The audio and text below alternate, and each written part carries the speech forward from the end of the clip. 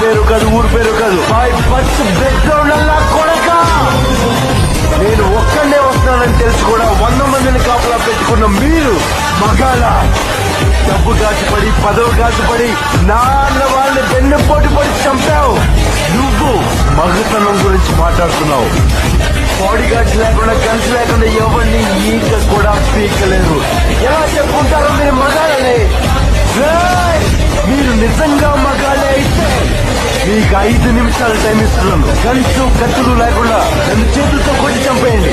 ఒక్కడొచ్చినా సరే, ఒకేసారి అందరూ కలిసి వచ్చినా సరే, నేను ఒక్క దెబ్బ కూడా తిరిగి కొట్టను. నన్ను చంపేయండి.